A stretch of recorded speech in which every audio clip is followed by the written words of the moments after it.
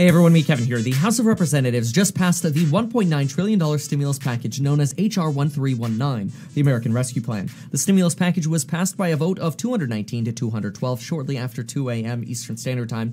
This package includes $1,400 stimulus checks, a child tax credit of $3,000 per child under 18, $3,600 for children under 6, which will be distributed on a monthly basis beginning in July, assuming the Senate passes this bill as well. All of this, of course, conditioned on the Senate passing this bill. The bill also extends the dependent care tax credit, renews unemployment benefits, including a $400 boost beginning March 15th, a $100 increase from the current $300 boost, new funding for EIDL grants with $15 billion, $25 billion for restaurants and bars, $30 billion for housing and rental assistance, funding for transportation, and yes, the BART system in California, funding for paid leave for federal employees affected by the pandemic.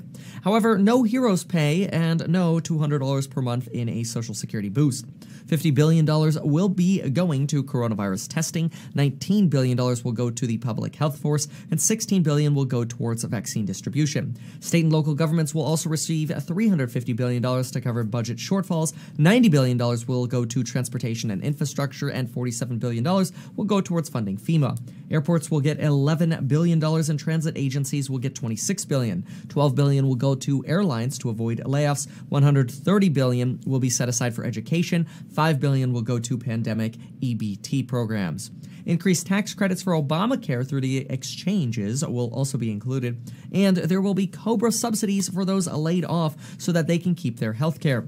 Only ITIN individuals married to military members will be eligible for the $1,400 stimulus checks, and the minimum wage provision that is included in this bill, raising the minimum wage to $15 by 2025, will likely get axed in the Senate, where the Senate parliamentarian has already ruled against the $15 minimum wage, and the White House and members of the Senate have already indicated they do not plan to overrule the Senate parliamentarian. This does mean that there will be some modifications to this bill. Those modifications will then go back to the House for an agreement, and then this package can be signed by Joe Biden. If this package is passed by the Senate by March 14th and Joe Biden signs it that day, we will not see a lapse in unemployment pay, and we should see stimulus checks begin arriving shortly thereafter.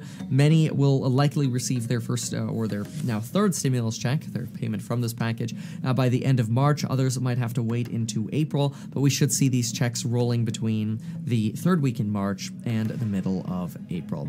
Thank you so much for watching. This is a big step for the country. $1.9 trillion are being spent.